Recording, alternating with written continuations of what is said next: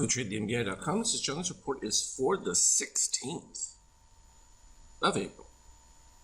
Well, and again, we talked about it the other day after the big bounce. Of course, we were running up against these previously marked algorithm resistance levels and that.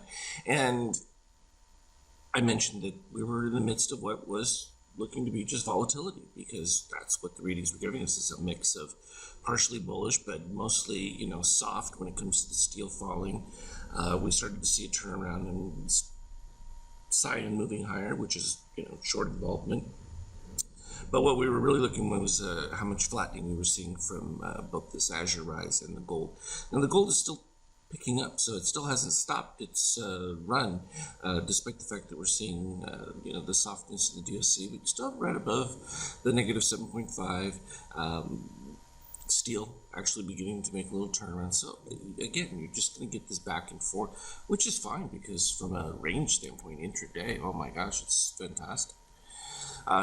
Here we go from a Dealcon Paint, the original.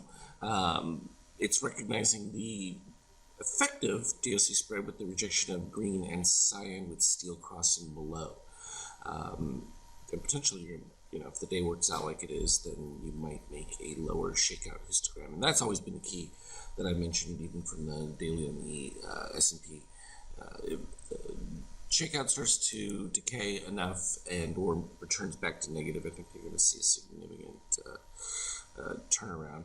And the question is just, while the money's flowing and the stimulus checks are arriving, that's all been baked in. So they're all looking for what the new thing that's going to be projected. What they're all hoping for is to hear, oh, here's the next round of money that we're going to send out that will help float the economy. And if you don't hear the next, that's when you start to, you sell the news. It's the rumor that you're buying, and that's always been the case. Nothing's changed. So the euro going back to its previous support level, they weren't able to gin up enough excitement that the EU is doing anything significant. And you're just not going to find it, because again, everyone's got to flock to the dollar because they're the only ones that are supporting the global economy. And then nothing else is happening. And they're talking about direct purchases from individual suppliers and or asking them to not even produce. That's going to be much more expensive, but at this point, when you're writing unlimited checks, what do you care what the expensive things is? But that certainly puts a lid on inflationary pressures. So it's not a horrible thing in this particular case, because if you had a rise in oil, you would certainly see hyperinflation. So that's maybe the hope to stem things. Gold is going to continue, though, to outperform. Came off the highs slightly there, but you're going to get a little bit of back and forth with it. So I'm not overly excited. It was interesting on the Skype chat. We had someone talking about this, what looks to be a bearish setup, but when you have that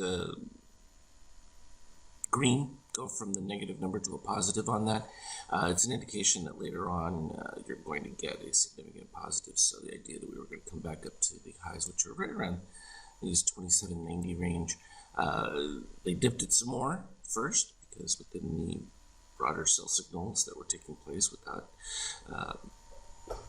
and it was, I mean, if we look at it from a close standpoint, we ended up with the blue candle here, which was right here at this situation. Of course, unfortunately, the next candle, you get your split. However, you're still in a rising power mode at this point, as well as shakeout. So you're like, well, I can, go with it for a little bit. So then that the crosses of steel are going to be more significant. So as the steel came down, boom, cross, but then turned immediately right back around and sort of held there for a little bit until we get to this spot.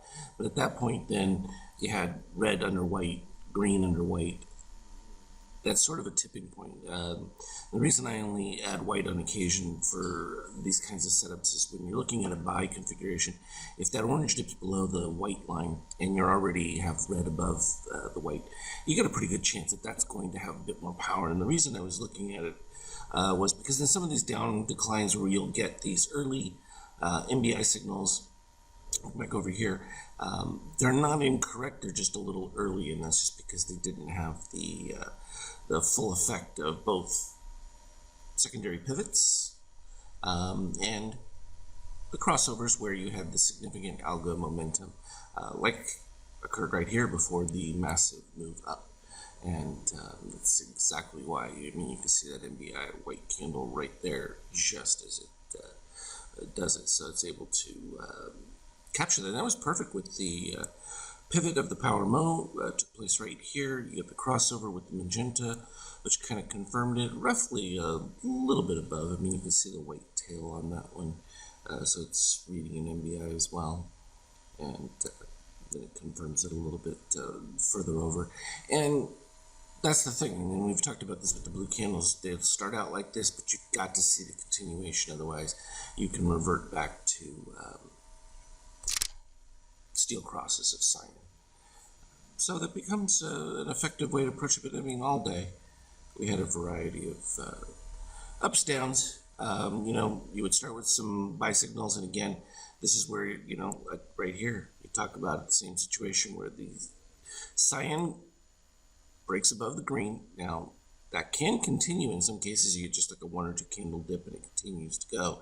Well, that's fine, as long as you don't get this cross above and back over, you're okay with maintaining. But in that case, you didn't. And then, of course, the steel crossing back below. Now, when the steel turns around, that does right about this point of the decline, except for you don't have an up pivot until right here, which corresponded almost perfectly to the beginning of the rise. So you can see how that technically can flow. And then we ended up with this just malaise portion here where it was just flat, building across. So all good. And I think that as we continue to narrow out some of these things, again, what I'm setting up for it is you probably won't see the blue candle. What will end up happening is it will wait for additional confirmations to where we have a more compelling case.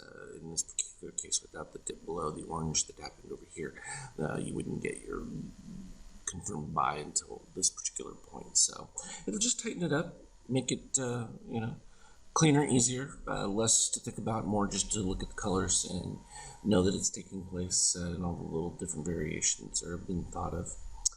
That's the plan. I'm going to keep at it, though. As always, though, trade well, and I will certainly pop in on the Skype chat.